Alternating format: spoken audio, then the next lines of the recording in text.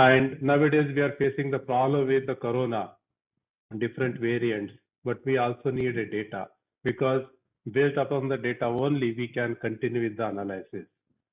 So today the speaker has mentioned with respect to the machine learning applications in GIS, where he has highlighted about the administrative data, socioeconomic data, as well as transportation data, where again we are making use of the data. It means the data is at most necessary to carry out one or the other activities. So either for the research, either for our teaching or teaching and learning process. And if you look at the last slide, which was put by the Murali Krishna sir, that big data is the information and AI is the treatment of information. Like if you see that slide, last slide, he has mentioned that one. Okay, so based upon this, like I'm starting my today's presentation, where I'm going to speak on what exactly is the data, then data analysis, then the data analytics. So which is, I divided my presentation with respect to these three things. So my PPT is visible? Danan sir? Yes, sir, it is visible. Okay.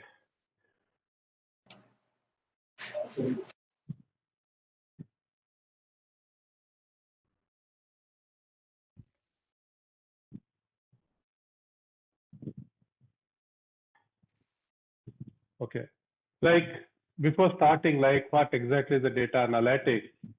Now we are in a situation, we need to understand the past, we need to work on the present, and we can, or we need to find out what is going to happen in the future. Like my first statement is predict the future and understand the past. For that, we need to analyze, we need to collaborate, and we need to innovate the new things. So during this presentation,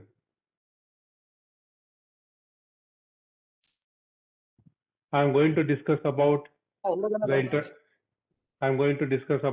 introduction, about the data analysis, why data analytics is required, then steps in the data analytics, the types of data analytics, and applications of data analytics. And I'll be touching few areas where the data analytics is useful or where we can apply. Now you'll be knowing this, the data, information, and knowledge. Like we are using this term, that is the data most of the time, or sometimes please mute participants, please mute.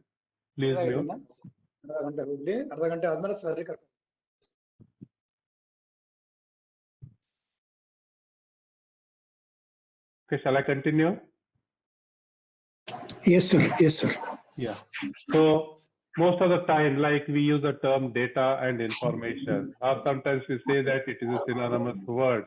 But here in this, the data is in its raw format. We need to process that particular data, and during our processing, we are going to apply some of the techniques to process that data, which gives us the meaningful information.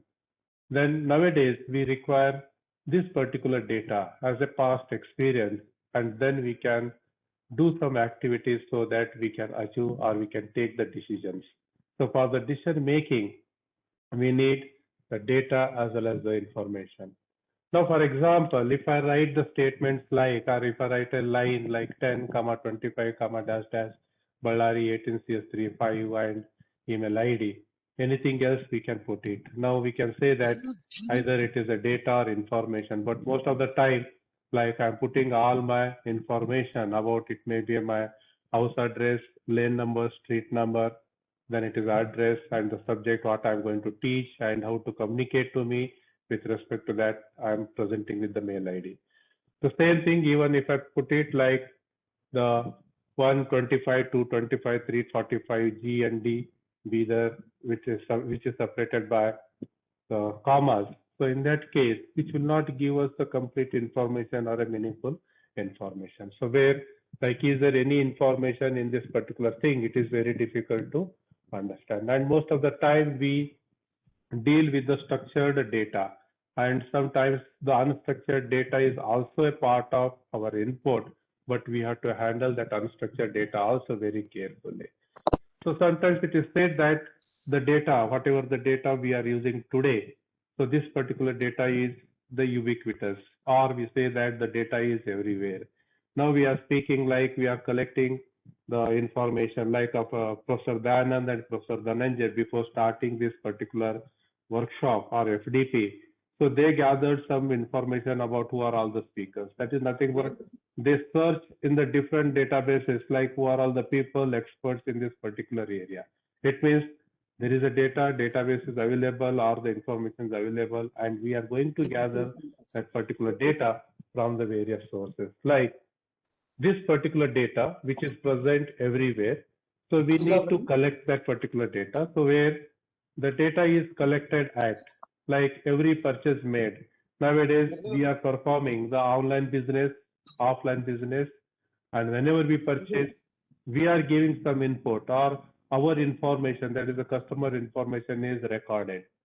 And based upon this customer information, the top marts, they are going to take the decisions in the future, like whenever there is a new product is coming to the market, they are going to give us the promotional advertisements. So where you will find there is a data which is collected whatever the purchases we made. Similarly, if I am booking a ticket for the flight, bus or train, again I am going to give some input, so that is also recorded.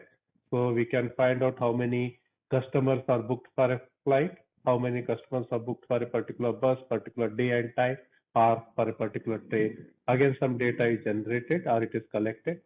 So data is also collected like whenever we click on some advertisements, some promotional advertisements which are populating on our mobiles.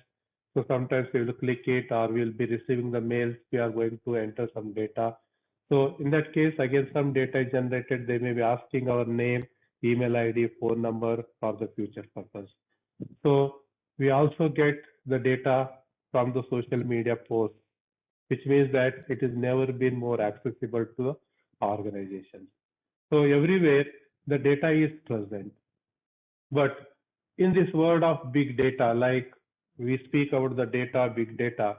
So basic data literacy is depends on the ability to analyze that particular data, how we are going to analyze. Then after analysis, we need to interpret because we need to generate some results. And sometimes, like even we are asking the questions, and that is increasingly valuable skill. So this is a statement which is given in the Harvard Business School. So they have mentioned that in this world of big data, the basic data literacy is the ability to analyze, interpret, and even question the data, which is an increasingly valuable skill because the lot of data is present, and if you do not make use of data for a right purpose, it is totally waste. Now, with the right skills, like data can allow you to gain and act on customer insights. It means the customer feature products, the customer interest, what the customer likes, all these things when we gather it, so we can able to so find out what the customer requirements are there. And similarly, we can customize, we can predict the future financial and market trends, and also we can enact systematic change for social good or for the social causes. So where we need the right data as well as the right skills. So now the question arises, like when we are dealing with this particular data, always how large the data is. Is it measured in terms of bytes, kilobytes, megabyte, terabyte, picobyte, etc.? Like let us look at the example where we are using the memories in a computer system, and always this memory, either it is a primary memory or a secondary memory, always the size is restricted. It is very small. But the data, whatever we are going to generate nowadays, so it is a huge data. Like you have recorded the morning 2 sessions, like I think it may be like 500 to 600, or it is going to some 10 to 15 GB of data which is occupied by the 2 sessions. So like that, the data is increasing on a day-to-day basis, and it also depends upon the applications what we are going to use. Now the question is like, what is the maximum file size you have dealt so far? Like if I am analyzing this particular data, now what is the maximum size. Now, in this case, when you measure this maximum file size, the file size of what, whether it is a movie film or whether it is a file or whether it is a streaming video that you are using. So these things need to be identified whenever you are identifying the maximum file size. Then, Hello. yes, Hello, sir. Namaskar, sir. Ravindra. sir, namaskara.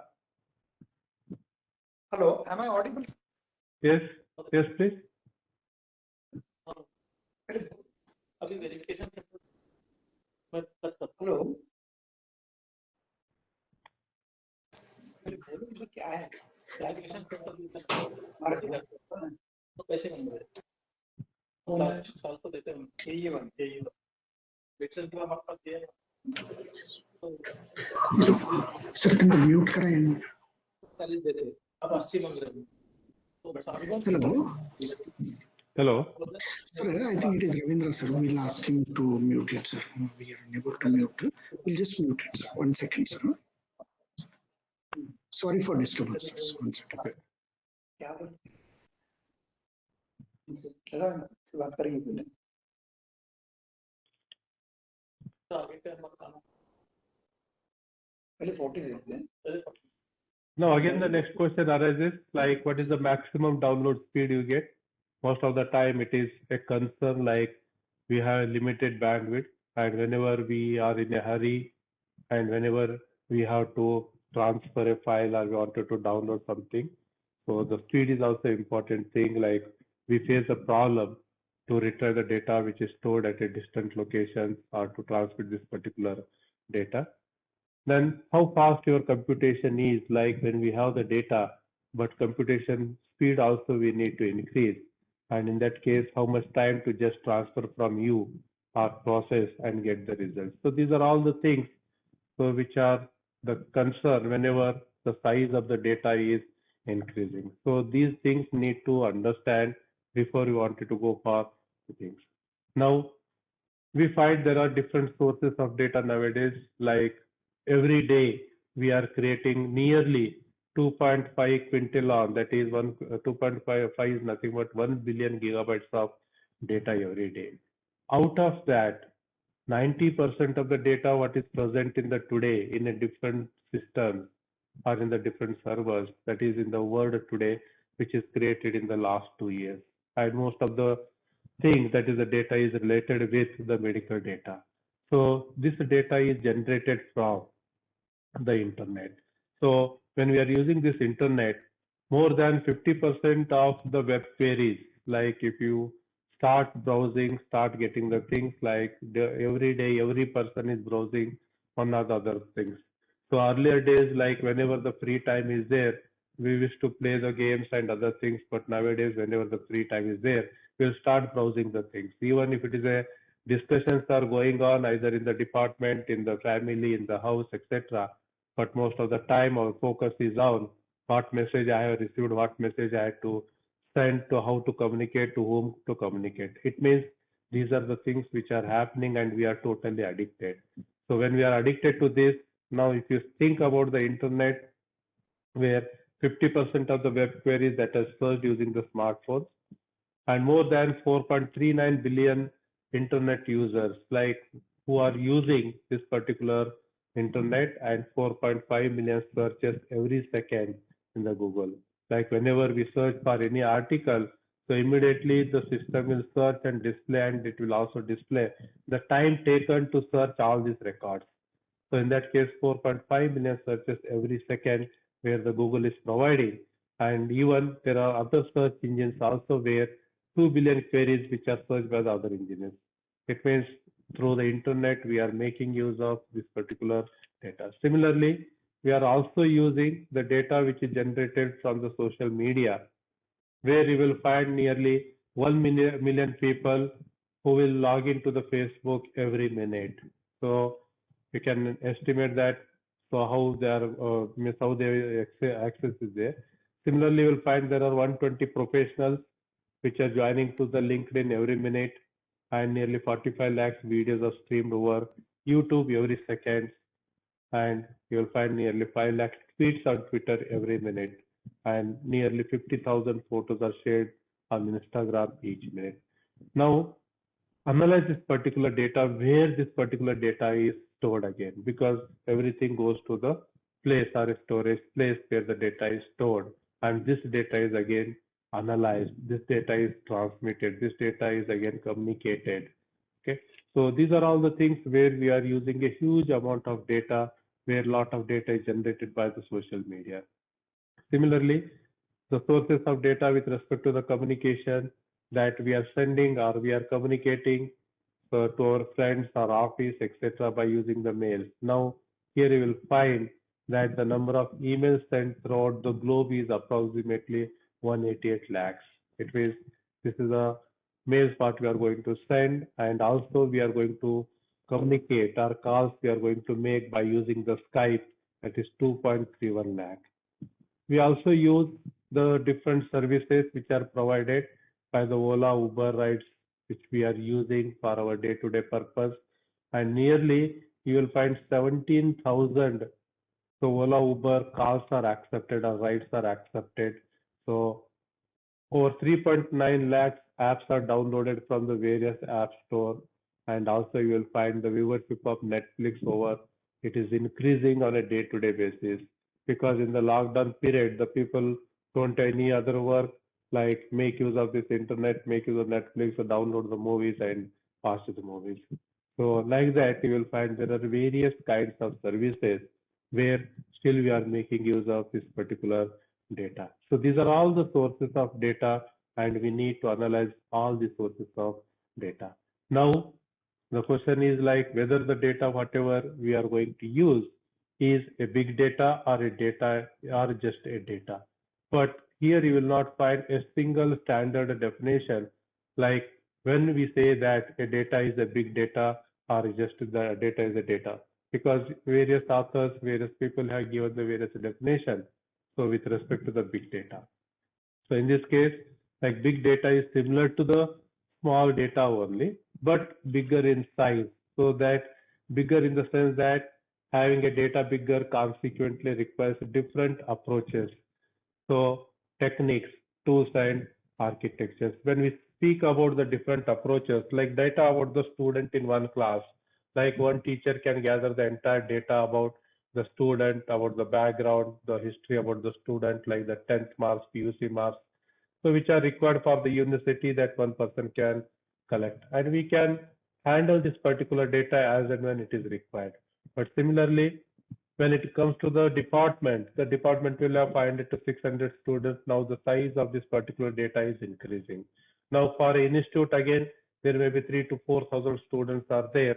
Again, the data size is increasing. Again, when it goes to the university, lakhs of students are there where the data size is increasing. It means the data which we are handling in a class, we need a different approach and technique. The data which we are going to handle for the department, again, we need a separate technique and tools. The data about the institution, where we need a different approaches and techniques, and also the data which is present. So in the university, again, we need a separate approach and technique. So to this particular techniques and approaches, what we are going to plan, what we are going to use is to solve the problems. The problems are related with the department, institute, and the universities. And whenever we are solving, always we expect that the system should be better. It means we are going to provide a good technique or a good approach so that the user can use it. Now, big data is a data whose scale, diversity, and complexity require new architecture, techniques, and algorithms, because the size of the data is increasing. As I shown in the previous slide, the data which is generated from the social media, data which is generated from the communication, data which is generated in the university, the size is increasing on a day-to-day basis, but we need a specialized techniques. And most of the time when we handle this particular big data, we focus more on the 5 V's like volume, variety, veracity, velocity, and viscosity. So here we are going to perform the analytics, and the analytics is nothing but to manage it and extract the value and hidden knowledge from this particular data. So whatever the data we gather from the student, it may not be useful completely for the analysis, but again we apply the tools and techniques. We find out what is required for my analysis purpose. So coming to the question, like what exactly is the data analysis, what we are going to perform once if you have the data. So here the data analysis is the process of finding the data. Finding means again we need to find what are the sources of this particular data from where we have to gather.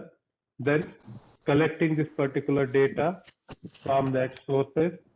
Then the next operation is very important. That is whatever the data we are collecting, we have to perform the cleaning operations. The meaning of cleaning operation is now the things which are not required, we could eliminate that particular thing. And finally, we have to examine that particular data. So these things we need to perform. The purpose is to derive useful information and insight and understand the derived information for the data-driven decision making. Because the final goal is like at a top level, the executives wants to take the decisions. And this particular data, whatever we are collecting, that is we are finding out, collecting, cleaning and examining, and this will help the decision maker to take the decisions. So otherwise, if the decision maker is having problem to analyze or to take the decisions based on this data, then there are some problems in finding out or collecting or cleaning the data. The purpose is to find meaning in data so that the derived knowledge can be used to make the informed decisions. In the previous things, I said that it is the decision making. Again, it is a specific one. For what purpose I am going to make use of the data, what decisions I am going to take it. That should be clear here. Now, the following are the various steps we will find in this particular data analytics. So the first step is like define why you need the data analysis. Because simply I say that like data is available, I just collect this particular data. Either it may be a text file, it may be Excel file, or it may be some other file, and I'm going to put it. The purpose will not be solved. So here I need to define why I need that particular data analysis. Then I need to find out what are the steps, methods, or techniques which I am going to follow to collect the data. And most of the time, once if you collect the data, like the data is coming from the different sources. For example, if we are handling with the weather mapping system, the data about the weather stations or from the equipments or instruments is coming from the different places. Sometimes it is a consistent, sometimes it is not in a consistent. Sometimes we will get the abnormal input from the various sources. So then we need to clean that unnecessary data. Cleaning means again the data which is not consistent, which is not in a required format, then that data we need to carry on. The simple example is like we may ask sometimes the student to enter the details about the student, like the student name, date of birth, etc. Sometimes it may happen that student will enter the date of birth like year, month and date. And some students will enter like date, month and year, or month, day and year. Now this particular data when you start processing, so it will create unnecessary, that is problems.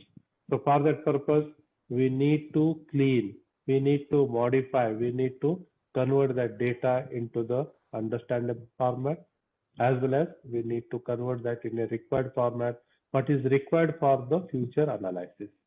Now, perform the data analysis on that particular data and finally interpret the results. So though we are going to get the results and we are going to take the decision.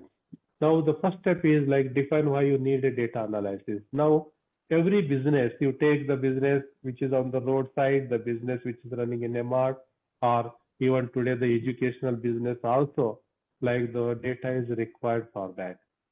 So business first define why it requires a well-founded process in the first place, because without data the business will not run. This need typically stems from a business problem or a question such as, the questions may be like how to reduce production cost without sacrificing quality. Sometimes we say that like whenever we teach a subject, like when we expect the quality of the thing, we need to compromise. Or sometimes the compromise with respect to the salary, with respect to the cost. Or sometimes we go to the shop to purchase a product. One shop it may be selling the product at 10 rupees. In another shop, it may be selling at the rate of 20 rupees.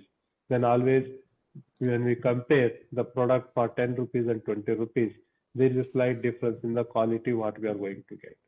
So like that, if you are using a manufacturing unit where you are going to produce the finished product, then how you are going to reduce the cost of that particular production? Because most of the organizations, companies think that I need to reduce the production cost.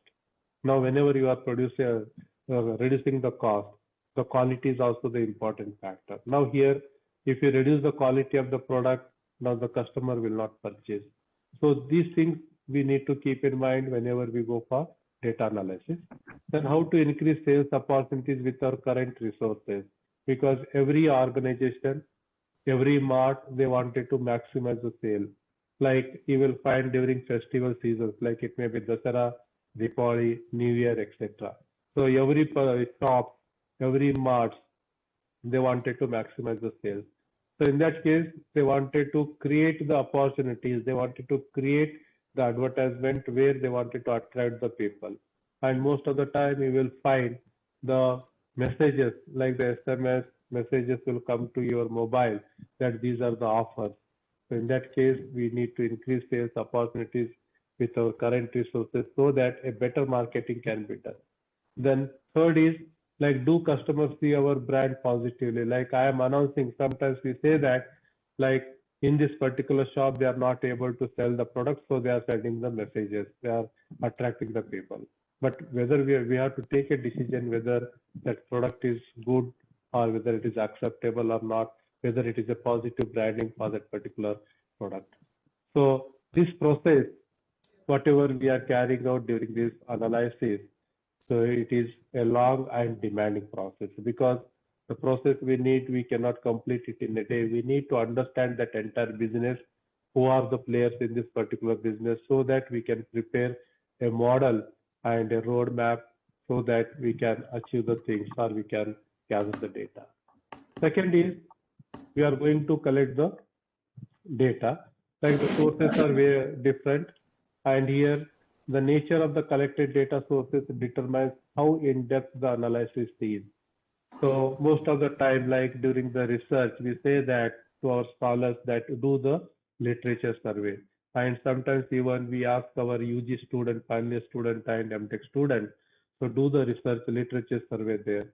So if you find if you do not take the much interest in that, the student will collect some papers and they will put it in the reference section. And the student will say that I have completed the literature survey and I have mentioned these papers. But if you find most of the time that papers which are mentioned in the reference section, there is no relevance with the topic, or there is no relevance with the project or a seminar what they are going to present. Similarly, if you go for a papers, if you are really doing the research, and if you go for in-depth analysis, which will give us a lot of insight, so that the future things will be easy for us, where we can easily identify the gap in this. So we are making use of some sources such as computers, online sources. The data is collected from the cameras, data is collected from the environmental sources, or even through the personal. Through the personal means like we are communicating. By communication, we can capture some data. And sometimes we say that there are primary sources and secondary sources for this particular data. And the primary sources, these are called as the internal sources. That is, the data is gathered from the internal things, where this is typically that the data, whatever we are collecting, it is a structured data. That is, this is typically structured data, and this data is gathered from like the software. That is the CRM software, that is customer relationship management software. And in this customer relationship management software, we are going to gather all the necessary data with respect to the customer, with respect to the business, with respect to the product. So all that information, all the data, whatever we are gathering, it is a structured data, because whatever is the required thing, we are going to store it. Similarly, we are also getting the data or collecting the data from the ERP system, that is Enterprise Resource Planning Systems. So this is also a primary source. And sometimes even we are getting the data from the marketing automation tools. And we are also getting the data from the other businesses. It means all these things are nothing but the primary sources where we are going to gather the data, and we call it as the structured data. Structured data means like if I'm preparing a database which contains the rows and columns, and all the fields should be filled, and all the fields should have the meaningful data, or all the columns should have the meaningful data there. So these are the internal sources. Similarly, we also gather the data from the different sources like a customer, finances, gap in sales, and the many more. Also, we gather the data from the secondary sources, and these secondary sources we call it as the external sources. So whatever the data we gather from the secondary sources, so this particular data is both structured and unstructured data. So this particular structured and unstructured data that can be gathered from the different places, from the different persons or different businesses. Now, the process, like once if you complete this data, that is a collection of the data, we need to perform the cleaning operation on this particular data. Now, during this cleaning operation, the data is cleaned, and this cleaning of data is extremely important during the analysis process. And we need to identify the data which needs to be cleaning. So where most of the time we are going to perform the data which is duplicated. Sometimes we will find the data of a student, data of a address, etc. is duplicated. Sometimes it will happen whenever we are maintaining the databases. And in the college office, it will happen that the student data initially, when they take the admission, we will fill all the records, or we'll fill the complete data about the student, like the student name, address, parent details, address, etc. Now, most of the time, if the parents are the employees, their job will be changing, like they will be shifting from one place to the other places. So in such case, the address remains, will not be same, that every time the address will be changing. But due to some human error, if you maintain two copies of the same address, like the old data as well as the new data, and it will create inconsistencies whenever we wanted to access the address of that particular student. So sometimes you will find that the data is not present in all the columns. So if you are having 10 fields are there, out of 10 fields, 5 may be filled, 1 or 2 may not be filled. Or you are expecting that all the rows should be maximum 100 bytes, or minimum 100 bytes of data should be there, or 100 characters should be there. But in some cases, it is less than that or more than that. Then again, we need to address such things. Then here we need to clean the process where we to identify the duplication. Similarly, we are going to find out the anomalous data, the data which is not in a required format, or the data which is going to create some problem. Then other inconsistencies that could skew the analysis. Skew the analysis means it is going to create some problem. Whatever I am expecting here, I am not going to get, or to get the accurate results. So for that purpose, we need to clean the data. And most of the time, if you think about the analyst point of view, that 80% of the time is spent on cleaning the data than generating the insight. So the cleaning operation where we are going to spend more time. You will find that, so whenever the cleaning operation is carried out on this particular data, it is scrubbed. The meaning of scrubbed here is like we are going to wash, or we are going to clean that particular data, or we are going to polish the data. Polish in the sense that so if there are anything which are inconsistent, we are going to change. As I mentioned, if the date is not in the expected format, like I am expecting day, month, and year, and some user has mentioned that is year, month, and date. So in such case, I need to polish that, I need to clean that one, or I need to convert that data into the required format. So I need to scrub and check to ensure that there is no duplication or error, and the data is not incomplete. So these things I need to perform during the cleaning process, where I'm going to remove unnecessary things from the data. And once if I clean the data, now the data is ready for the analysis purpose. So where I'm going to carry out the data analysis. And during this data analysis, I can make use of some of the techniques which are available. And today, like once the data is available, we are applying all the machine learning techniques, AI techniques, and data mining techniques to perform the data analysis. Some of the techniques like the clustering analysis we are going to perform are, so we find out the anomaly detections, association rule mining, and others could unveil hidden patterns in data so that were not previously visible. So these things, that is a clustering, anomaly detection, association rule, etc., where we apply the data mining techniques.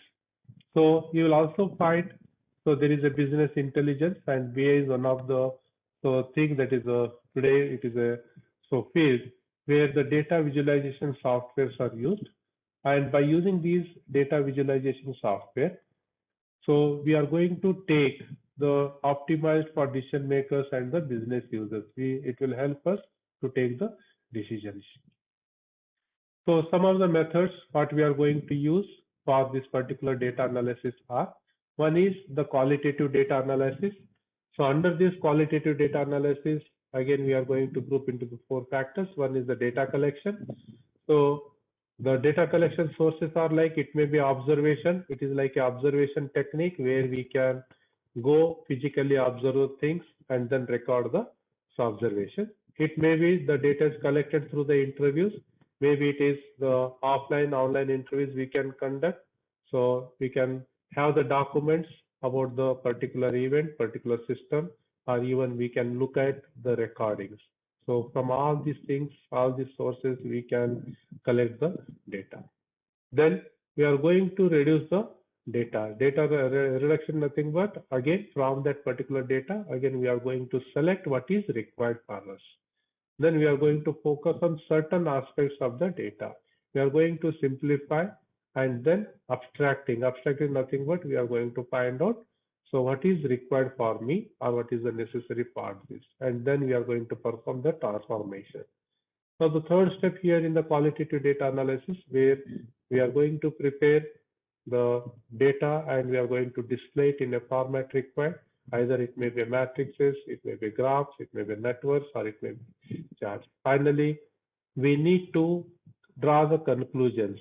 So we need to give the meanings, we need to confirm, we need to verify, and we need to take the decisions. So these are the things where we can make use of the qualitative data analysis. And this particular data analysis will also help for the research, so where we can gather the data. Similarly, we'll find the data which is classified as quantitative and qualitative. So with respect to the qualitative, it may be data collection, reduction, display, and conclusion, where, for example, if it is a descriptive type, where we can say that the color of an object, it may be red, or it may be soft, etc. But when it comes to the quantitative data, so we are going to attach the numerical terms. So the numerical terms may be the discrete or it may be continuous. So if it is a discrete, like usually we give some examples like 20 dogs are there, 512 people are working, 10 faculties are there, etc. Then when it is continuous, we are going to measure, that is usually it is measured, like with respect to the length, it may be 18 centimeter long, or it may be with respect to the weight, it may be 30 grams, or it may be with respect to the cost, also we can measure that one. Then sometimes the data, whatever we are having, we are going to analyze by making use of a statistical graphs. Like we are going to plot the graph and we will have the legends and we are going to analyze what exactly this particular data, whether the data is with, so in this figure, the data is with respect to the males. So total emails received, out of that, how many G9 males are there, how many other males are there. So how many males contains the virus, how many males are spam males. It means we can have a statistical analysis based upon this particular data. Also, sometimes we have a textual information. That information is given in the form of a text, and we need to present this data in the textual form. So like in the statistics class of 40 students, 3 obtained the perfect score of 50, 16 students got a score of 40, and 3 got 19 below, etc. It means based upon this text, we can analyze this particular data. The other methods what we are going to use for this data analysis is the descriptive analysis, diagnostic analysis, predictive analysis, and prescriptive analysis. So these data analysis, whatever we are using. So we have there are wide variety of applications where this analysis is used. So one is fraud detection and risk analytics. And most of the time you will find this particular application is used in the banking sector. So to analyze the anomalous transactions and customer details. Nowadays, this particular fraud is happening more. So where we can use in the banking sector to analyze what are the root causes for this particular thing. Similarly, we can analyze the customer details also, because some customers will borrow the loan from their bank, and before giving the loan itself, we need to understand whether the customer is having a capacity to repay the loans. Similarly, here you'll find the loan defaulters, and also nowadays you'll find that is a credit score for their customers in order to minimize losses and prevent the frauds. Like every bank before giving the loan, so they are checking the credit scores. Second is we can also use this data analysis for the optimization of transport routes, and most of the companies are making use of this particular optimization because they wanted to reduce the cost, they wanted to reduce the time also, as well as the fuel also, because the fuel is also very much important. Like if you see the companies like Uber and Ola, so they are heavily dependent on the data analytics, like to optimize the routes and fare for their customers. And by using these optimization techniques, as there are multiple routes, but we need to analyze the best route and calculate the percentage rise and drop in the taxi fares also. So there also we can make use. Similarly, we'll also find the applications in the healthcare, where by using this data, we can provide a better healthcare, and hospitals and the healthcare centers are able to predict early start of any chronic diseases. So nowadays, as the climate changes or the season changes from summer to winter, winter to rainy season to again, when it is a cycle is changing. So most of the time, like, so one or the other health problems will start. So in that case, we can even predict. And some of the diseases are become the chronic disease nowadays, or some of the diseases are in a particular city or in a particular area in the city. Those things also we can able to predict. So, and these things we can take a decision that when the diseases are happening in a particular place, and we can analyze that and we can take some precautionary measures so that these things should not happen in the near future. Now, so in case of energy companies also, we are going to make use of this particular data analysis, where monitor the usage of energy by households and industry. What is the consumption by the industry and what is the consumption of the household peoples. Then optimize the energy supply in order to reduce the cost and cut down the energy consumption based on the usage patterns. Then you can also use the data analysis for improving the search result, where Google is the one of the company. So it's a search engine providing us the searches, like whenever we enter some keywords, immediately we'll get the results. So when we are providing a search results to users based on their preferences and search history, even if I type few characters, the Google is going to search. So in that case, it is the most effective search engine which is designed and developed, so which is providing us the information. Amazon is also making use of the search analytics to provide recommendation to the customers. And nowadays, even you will find, like if you are searching for a flight, and immediately you'll get the message that this is the bonus or this is the offer for you. And whenever you reopen your mailbox, sometimes you will find that there are some promotional messages that the fare between this source to destination, these dates, this is reduced, and these are the offers for that. Similarly, you will find the data analysis with respect to the logistics, where various companies are dependent on the big data analytics to analyze supply chains and reduce the latency.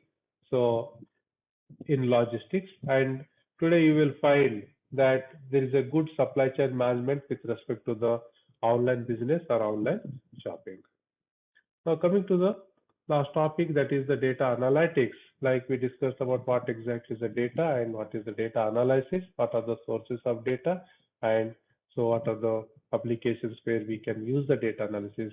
Now the data analytics is the important part. Now the question is, what exactly is the data analytics? Now I'm dividing this particular thing as analytics, data analytics, and data science, where analytics is the discovery.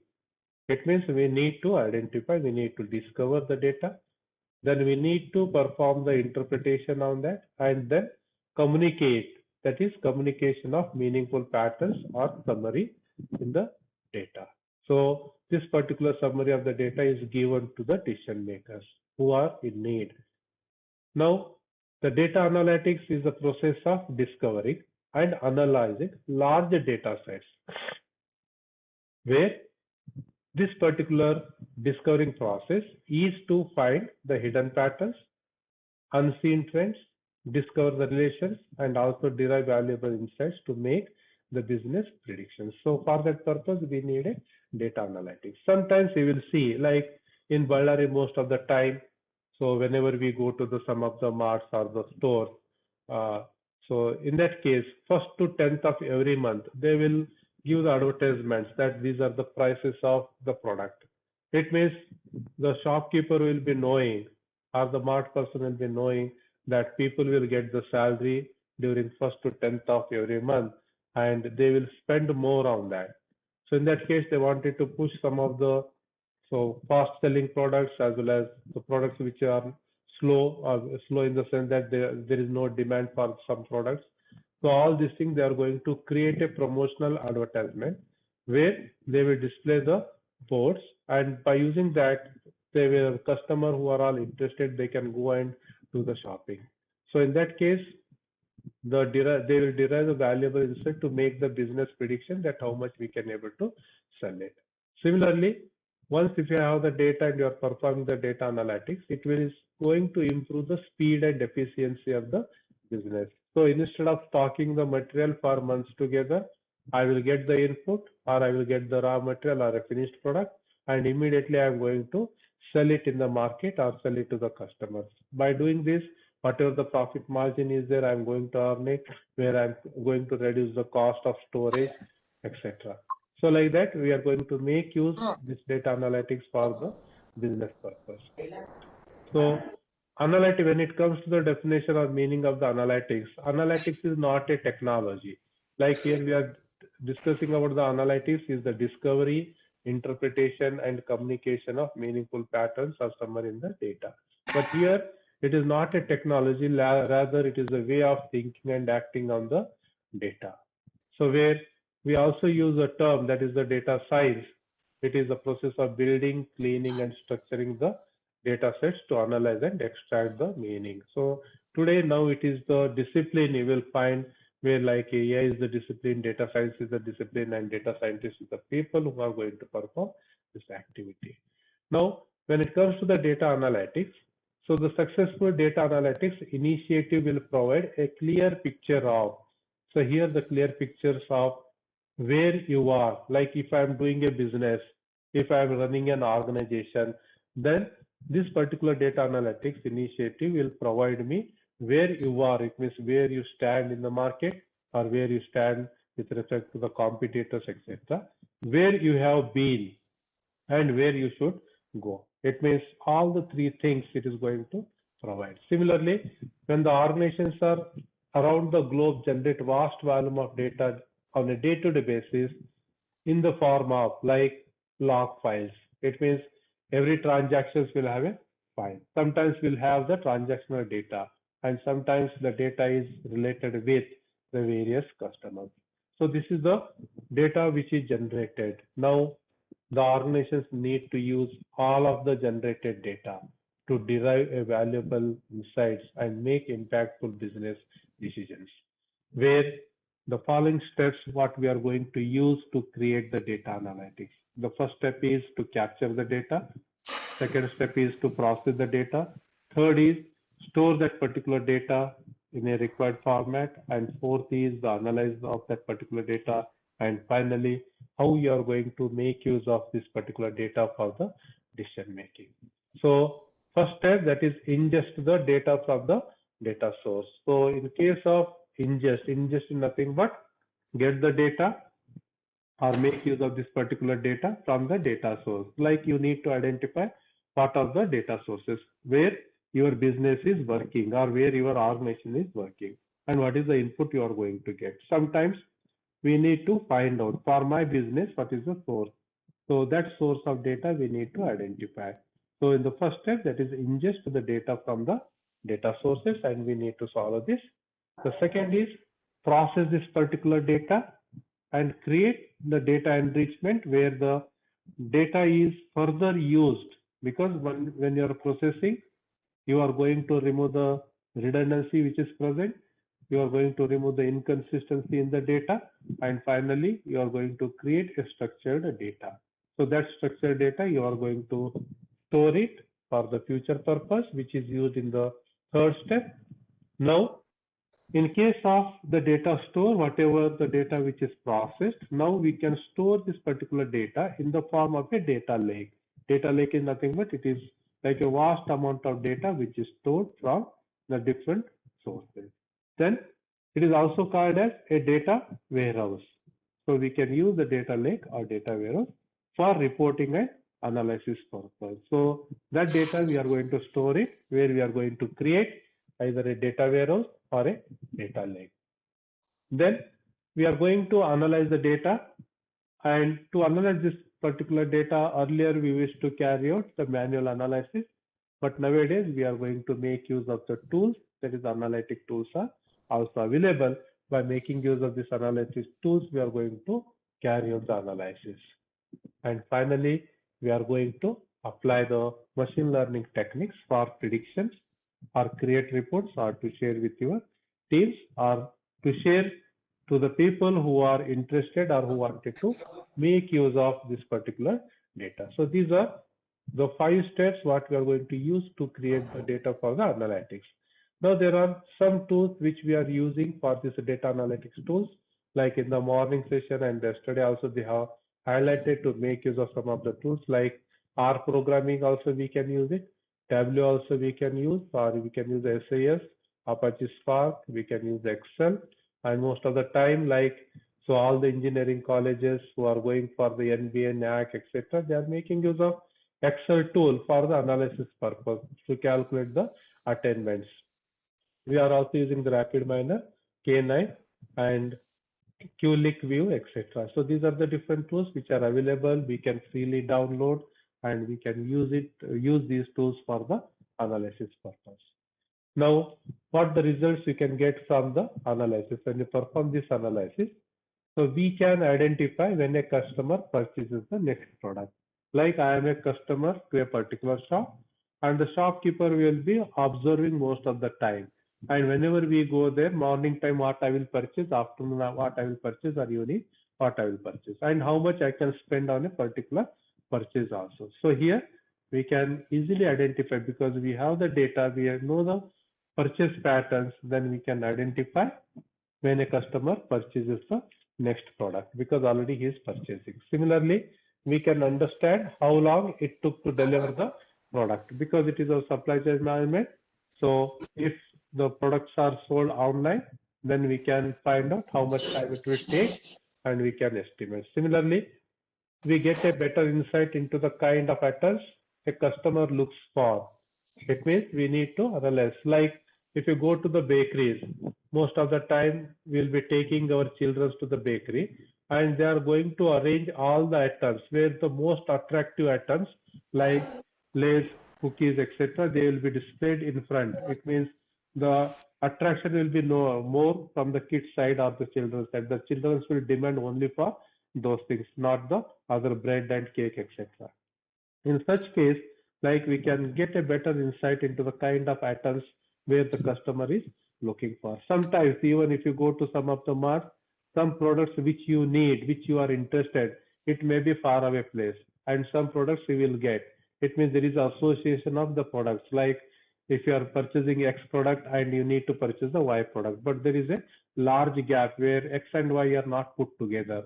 So in that case, you will be taking a route like where you will be going to the Y product and you will be finding out the other things also. In between also, you can purchase the new product, or in between product which you are not interested but you feel to purchase that one. Then we will be able to predict the sales and profit for the next quarter. It means you have the data, you have the purchase, you know the customer, then what may be the profit, and here by increasing the value, that is the rate for each item, what is the profit you are going to get. Then we can minimize the order cancellation by dispatching only the relevant products. And also we will be able to figure out the shortest route to deliver the product also. Anuradha madam, please mute your speaker. Anuradha madam, please. Dr. Anuradha madam, please mute. Now we are going to make use of the 4 types of data analytics. One is the descriptive analytics, and this descriptive analytics is going to help us, or it will provide the information like what has happened in the past. Why did it happen? Now we need to carry out the diagnostic analytics. And what will happen? It is nothing but the future, that is the predictive analytics. And how can we make it to happen? It is a prescriptive analysis. Like you will find that the arrow mark, which is from the information to the optimization, and below it is written that the hindsight, insight, and foresight. Now, when you go to the prescriptive analysis, the value is also increasing and the difficulties are also increasing. So the descriptive analytics is the first stage of any analysis or any analytics what we are going to carry out. So in this case, it answers the question like what happened in a particular business, in a particular institution. So where we obtain insights regarding the general aspects of the company. For example, a company is suddenly closed. Now the question arises, what happened to that company? Why they have closed immediately? A person is suddenly fallen sick. Then immediately our question is, what happened to that? Whether he has traveled, whether he is not taking rest properly or medication properly, or some reasons will come into the practice. Then decision makers obtain a complete view of performance and trends on which to base the business strategy. So in this case, we need, or the decision makers are going to obtain a complete view of performance and trends, performance of the product, that is a sale or a business, and what are the trends in that particular business or in that particular market. So based upon that, they are going to base the strategy, where they make use of 2 analytic methods, that is the key methods. One is the data aggregation. The meaning of data aggregation is they need to collect, they need to gather the data, where it is a process of collecting and organizing data to create a manageable data sets. We need to collect as well as the organize also. So both the things we need to carry out in this particular aggregation. Then once if you have this particular data set, so these data sets are then used in the data mining phase. It means again we need to apply the analytics, where you will have the patterns, trends, and meanings are identified, and then they are presented in an understandable way. Then we are going to carry out the second step or the method like the data mining process, where we are going to discover the historical data. The best example for this is like you will be knowing the Lifebuoy soap. The original product is the red in color, but today we will find so multiple brands, multiple colors are there with respect to that soap. Once upon a time, because of the competitor, he has lost the entire market, where he was not able to survive in the market only. But he got some insights, some input from the different competitors or different people, well-wishers, and he started the working on that, what exactly the customer requirements are, how the customer is moving from one product to the another product. Based upon that, he has customized his product, and he has come out with 5 to 6 different products with the same name. That is a Lifebuoy Gold, Lifebuoy for children's, Lifebuoy for other things, etc. So today also, because of that change in the business, he is able to survive in the market. Now you'll also find the descriptive analytics, whatever is the first step, it is carried out in 5 steps. One is the business metrics are decided if you are carrying out the descriptive analysis. So where we need to improve the operational efficiency, and the main aim is to increase the revenue for the business. It means every business requires the cost, and here we wanted to increase the revenue. Similarly, the data required is identified with respect to this analysis, and during this particular phase or step, companies must prepare the correct data sources to extract the needed data. So calculate the matrix based on the current state of the business. The third is the data is collected and prepared. Now find out the sources, then collect the data, and the data has to be prepared, where the data preparation, transformation, and then cleaning. So once if you prepare this data, we need to transfer this data to the another place, and then we also need to perform the cleaning operation, where that cleaned data which is not having any redundancy and inconsistency should be given for the analysis. And the fourth step is the data is analyzed, where the summary of the statistics or clustering or pattern tracking and regression analysis are used to find the patterns in the data and measure the performance. So these are all some of the techniques what usually we are using with respect to the neural network, with respect to the machine learning, etc. And finally, the data is to be presented in a format which is required for the user. So where you can make use of either it is a chart or a graph or any other things which is required for the customer. So in that particular format, we need to present it. The advantages of this particular descriptive analytics is it relies on historical data and simple calculations. Historical data means we need a data about the business, what has happened in the past. Then methodology with respect to the descriptive analysis can easily be applied in day-to-day operations. Whatever the operations we are carrying out, the simple methodology or a technique we can prepare or we can apply it, but it does not require an extensive knowledge of the analytics. And finally, it is an easy way to report on the performance, and also you will find there is improvements are made based on insights. So these are the advantages of making use of this particular descriptive analytics, which is the first stage in the data analytics. Now the disadvantage of this particular method is it does not look beyond the surface of the data. Does not look beyond the surface means whatever the data is available, based on that data only we need to perform the analysis. We are not going to have certain things which is not part of this. It means we cannot predict about any new things. Some of the examples are summarizing the past events like sales and operation data or marketing campaigns. Like we can collect how much is the sale in a garment shop, how much is what are the different brands, who are all the customers who are visiting. Then we can also use the social media usage, engagement data such as Instagram or Facebook likes.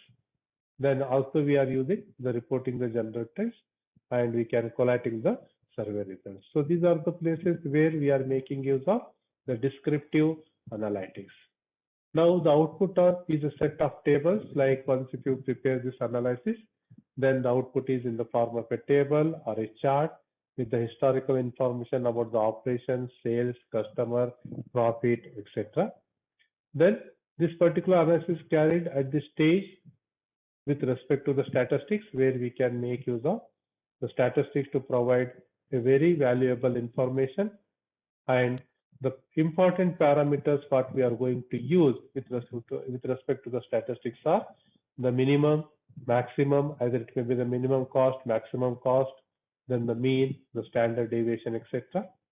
It may be like a distribution where the things are distributed over a period of time. Maybe it is 1 month, 1 year, or with respect to the cost, so that we can display. And here you will find this particular distributions are in the form of a histograms, which shows how the continuous variables are distributed over a period of time. Then the second technique is the diagnostic analytics. So in case of diagnostic analytics, it is the second phase of this particular data analytics, where it is going to answer the questions like, why did it happen? Like a person is suffering suddenly, like most of the time, if I go home from my office and suddenly my daughter, my wife is not so in a good health, suddenly I will be asking the question, why did it happen? Like she's having some problem, means immediately my question will be, what happened, why it is happening, etc. Then diagnostic analytics allows to determine the factors that contributed to the outcome.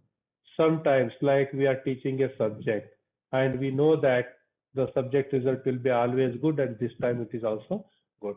Now, after the examination, when the student writes, even on the day of examination, when we discuss with the student that how did they write the examination, they say that, okay, sir, we'll pass in the examination, but the result is unexpected.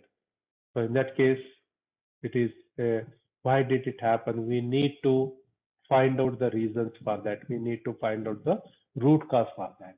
Similarly, disease diagnosis, like when we go to the doctor, he will be asking some questions. Then he is going to diagnose what are the root causes for that.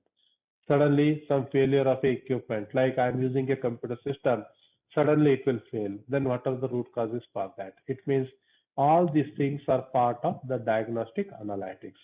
Now, we can make use of some tools and techniques for this particular diagnostic analysis where scattered charts, where it will discover the dependencies between the output variables and the input variables, where we can use these charts and we can represent, and also it is plotting the output values versus the input values. When the input changes, output will change. So we can analyze this particular diagnostic analytics, what are the root causes. Similarly, we can use the correlations.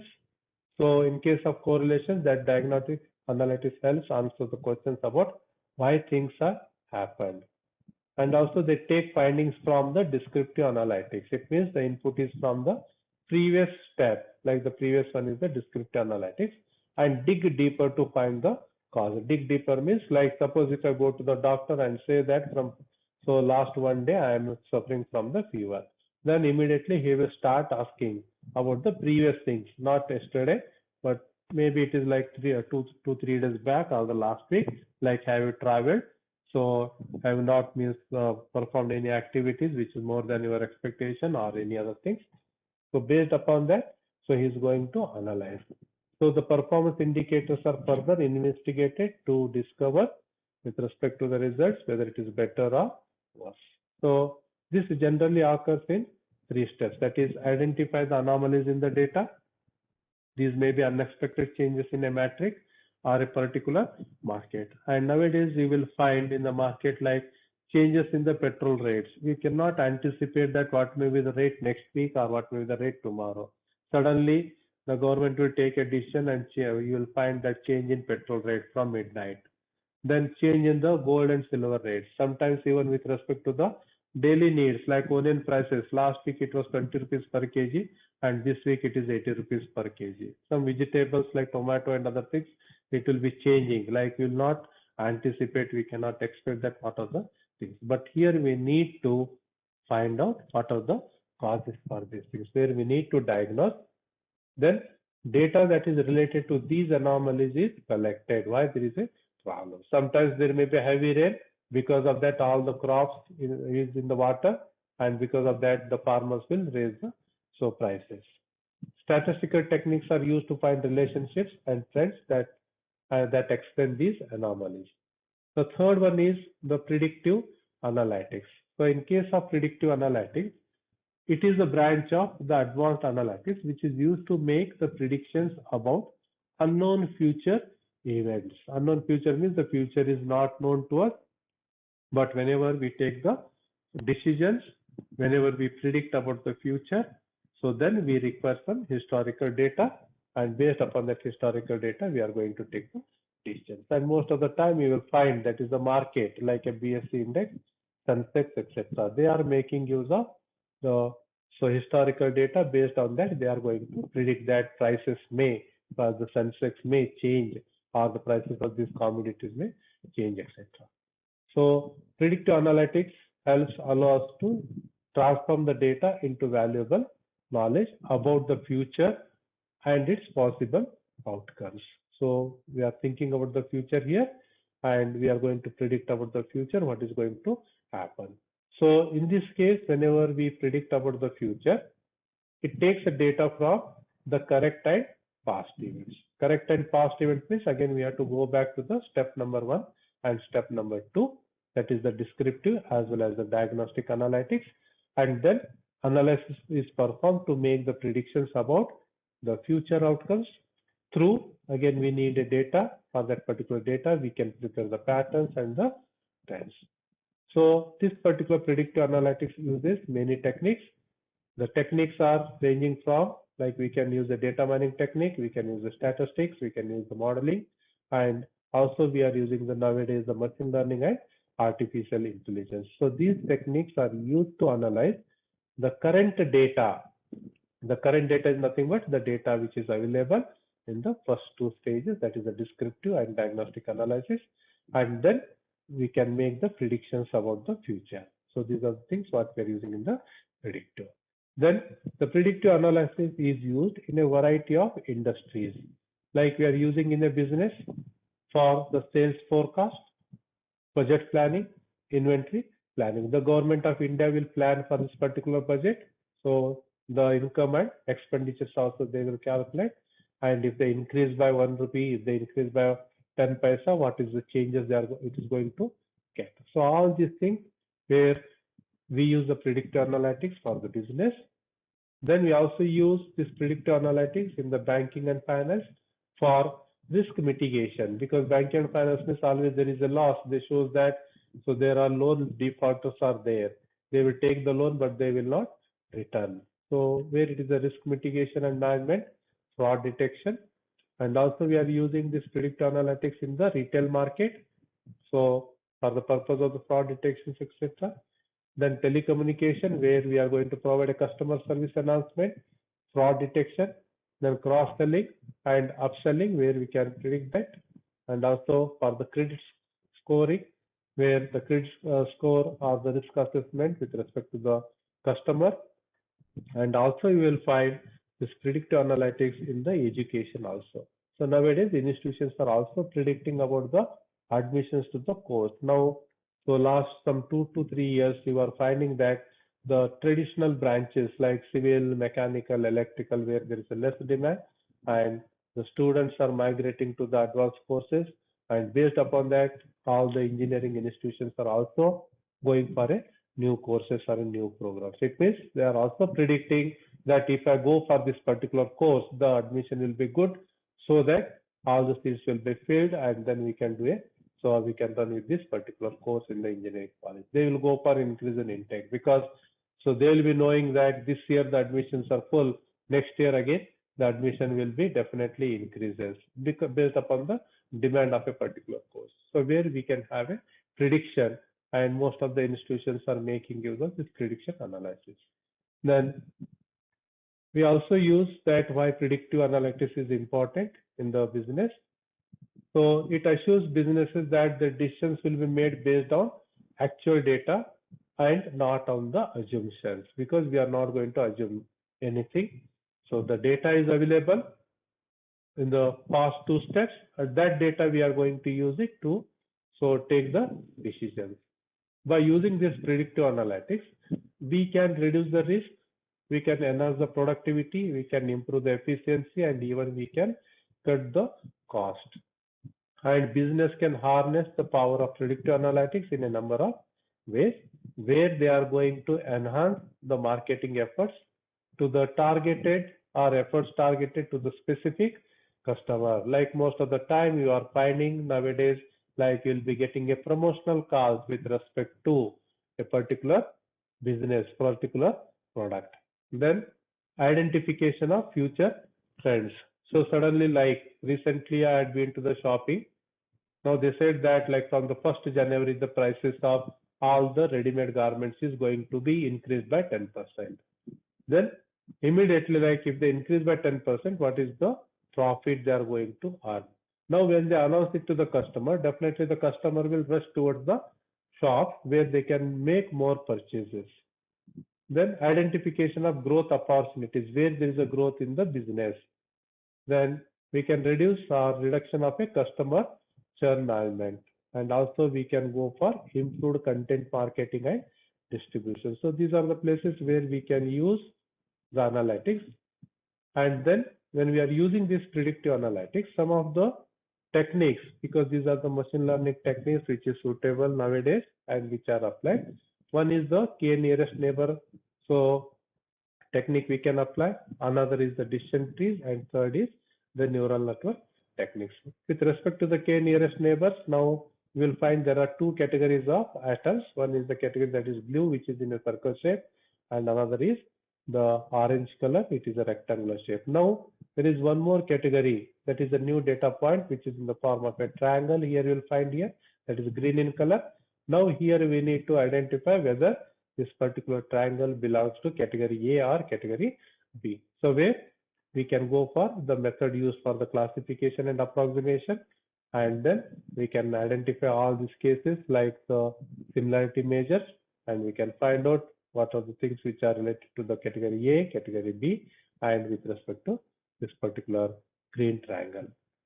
Then similarly, we are also making use of the predictive analytics using the decision trees. We are going to prepare a decision tree where like the feature 1 and some of the attributes, whether it is less than equal to A or greater than A. If it is less than, what is our next action? If it is greater than, what is our next action? Again, we are going to compare with the feature 2 again. So like if it is less than equal to B or greater than B, what is our action? If it is greater than B, again feature 1. It means like that we are going to prepare the decision trees, and these are used for the classification and approximations. And here it is a mathematical model which is helping you to choose between the several courses of action, whether I have to go to the left side or I have to go to the right side. And it estimates the probabilities to calculate the likely outcomes, what is going to happen. Okay, so this is explanation for that particular thing. So we are also using the neural networks, and these are recognized as one of the most powerful machine learning methods. And this is used in classification and approximation of the task, where the outputs from the neural network depend on, like whenever we have the neural network, usually we say that there are 3 layers: input layer, hidden layer, and the output layer. And here the neural network depend on the input fed to it and the different parameters within the neural network. Okay. So sometimes the question arises like, so when we discuss about the predictive analytics, so what is the difference between the prediction and forecasting? The forecasting, like most of the time, whenever we use it, requires a data. So that data we are going to use, that is the historical data, and based upon the historical data, we are going to forecast and we are going to predict. So here it is, forecasting is a subset of prediction or predictive modeling. So all forecasts are predictions. Whatever the forecast we are going to give, that a rain may fall or rainfall or temperature increase in a particular place, which is a prediction. But not all predictions are the forecast. Similarly, forecasts take into consideration about the time series analysis or the probabilities. So prediction includes the statistical changes. And the last type of data analytics is the prescriptive analytics, where it will make suggestions about what to do next, because we discussed about the descriptive, diagnostic, and predictive analytics. Finally, when it comes to the prescriptive, where we go for the optimization, and even we need to suggest. So prescription we are giving, we need to suggest what is the course of action.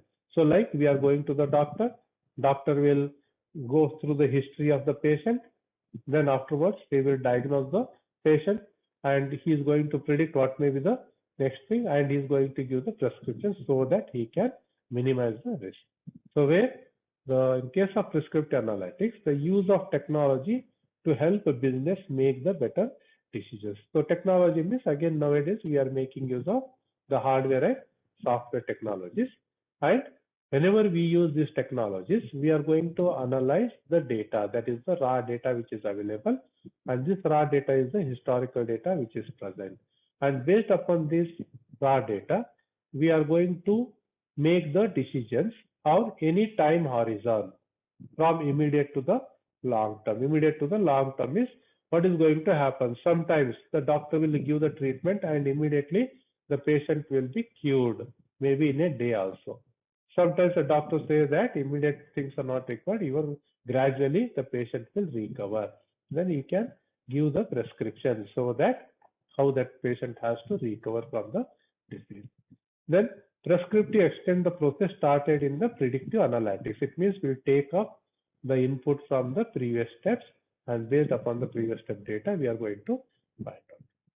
Where the prescriptive analysis requires the knowledge base and automation. This knowledge base is we are getting from the previous step, that is a predictive, and we are going to build upon the descriptive, then discover and predictive analytics.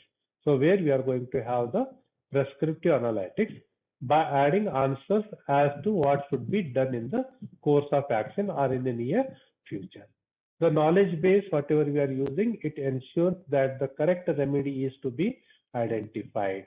It means we have the historical data, then we have the predictions, and then we are going to take the decisions like the correct remedy, which is going to be identified, and it is most effective when the desired outcome of the analyzed process is very clear.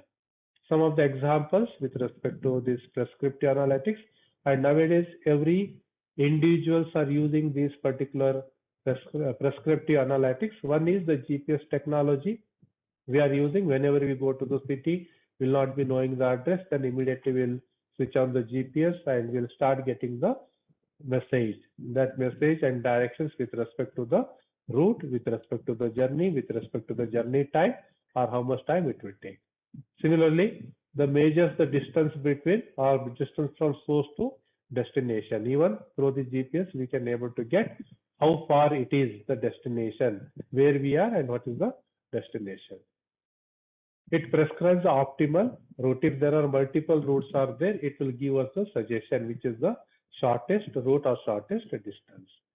Then another example is a self-driving car. Nowadays, it is also called as a driverless car, where you will find the optimizations in the decisions such as turn left, turn right, slow down, stop, or move, etc. These are things which are happening, which are there in the market today. Then this particular prescriptive analytics we are also using in case of oil and manufacturing for the tracking fluctuating prices. That's part of the reason. So we are also using this prescriptive analytics in the manufacturing for the maintenance purpose, price modeling, production, and shortage. We are using this healthcare, improving the patient care and healthcare administration, and evaluating the things such as rates of readmission and cost effectiveness procedure. And also you will find there is a major surge in the insurance companies in the last 2 years. Like many people have insured their life, and even so some people have lost their lives because of the corona.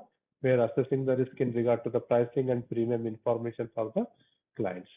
Then you will also find the prescriptive analytics with respect to the pharmaceutical research, that is identifying the patient groups for clinical trials. Now you will be knowing that with respect to the COVID-19 vaccination, they started with the people or the age group which is above 60, which are having some COVID diseases, then 40 to 60 years. Now they have started the vaccination for 59 above. It means there also they can use this prescriptive analysis, like they can identify the patient group and they can start the treatment, and they will understand is there any side effects with this. Now, what are the different ways to use this particular data analytics? One is for the improved decision making. Then we can provide better customer services. We can have efficient operations, and also we can have effective marketing. So in case of improved decision making, data analytics eliminates guesswork, because we are not working on the assumption where the input is the data, and based upon the data only we are going to take the decisions, where we can choose the right content for a particular advertisement, for a particular market, or for a particular business. We can plan for a marketing campaigns because we have the data. Then we can develop the products which meets the customer needs, or we can go for a customized products. And also we can take the informed decisions, or we can make the informed decisions based upon the data which is available. So these things leads to the better outcomes and the customer satisfaction, because we are identifying the right content, we are planning it, we are developing the product, and we are taking the informed decisions. Definitely it is helping to the community, it is helping to the customers, and also to the markets. We can have a better customer service because we are customizing according to the needs. Like you will find there are many business, so many shops, they are providing the product which meets the different age groups. So they provide a personalization. Personalization means like again you will find according to the market requirement, according to the environment, you will find the products in the market today. When it is summer, ice cream shops will open more. When it is a winter season, then umbrella shops will open more. Like that. So it customizes the things. Similarly, it will build a stronger relationship with the customers because continuously we are communicating to the customers about the new product, the new features, any discounts and offers. Now we are also gathering information about the customer interest. Like even nowadays, if you go to the hotels also for a lunch and dinner, so even they are gathering the information about the customer, and they are also finding out what type of food the customers are interested. Based upon that, they are going to customize the things. So it also helps better recommendation for products and services. Then it is also helping for efficient operations where we are going to streamline the process. We can save the money and we can improve the productions with respect to the any manufacturing industry. And we can go for effective marketing where it will provide us the valuable insights for the marketing campaigns. It will find the potential customers who are most likely to interact with the campaign and convert into the leads. And some of the research areas not limited to, because it finally depends upon the guide, researcher and the candidate. And nowadays we will find like there is a blend of the different areas where the people are carrying out the research, and some of the areas where the data analytics or the big data analytics is helpful, where the scientific understanding of learning, especially deep learning algorithms, etc., we can go for a modeling that is handling the uncertainty in big data analytics. We can go for a precious data. We can go for multiple heterogeneous data sources and we can analyze and we can infer from the noisy or incomplete data and do the analysis and get the insights into the business. And even we can go for handling the real-time video analytics in a distributed cloud environment. We can go for computer systems for the data intensive applications where this particular things are available. So these are various areas, but here you will find that many researchers are going to have a blend. So it is like a blend of data analytics, then the machine learning algorithms also they are using, software engineering concepts are also used, database concepts are also used, so image processing concepts are also used. It means various things they are blending it and making use of the analysis. So this is about the data analysis as well as the data analytics. So any queries from the participants? Maybe it is a post-lunch session. The participants are in a sleeping mode. Any questions? No, sir. No.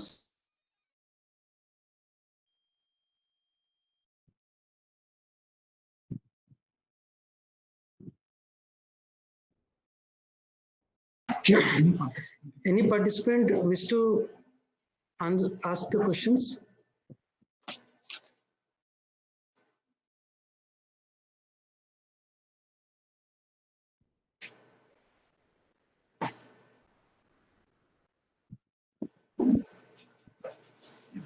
Thank you. Thank you, sir. Your insightful information about the data analytics. We got a very deep knowledge into the things, how we can go ahead with the data analytics and how it is different from the data science and other topics which are near to the data analytics. So thank you for your session, sir. We got a very good information and all our faculties and participants got the insightful knowledge about the data analytics. Thank you, sir. Thank you, sir. Thank you very much. Thanks to the HOD, Dr. Dayanand, sir, Dr. Dhananjay, the principal, Dr. Ravindra Eklar, for giving me an opportunity, and thanks to the team CSE for supporting this entire presentation. Thank you. Thank you very much.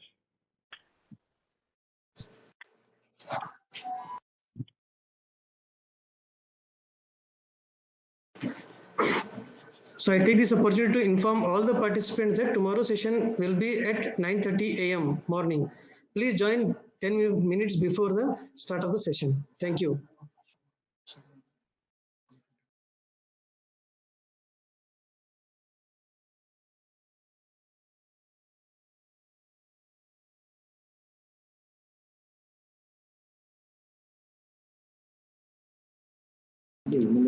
Tomorrow we have a session from Dr. Rajkumar Bhuya, a professor, Melbourne University in Australia, on AI in cloud computing, followed by Dr. Manish Kokre, professor, SGGS Nanded, on deep learning. And in the afternoon, we have a hands-on session. So please do join the sessions.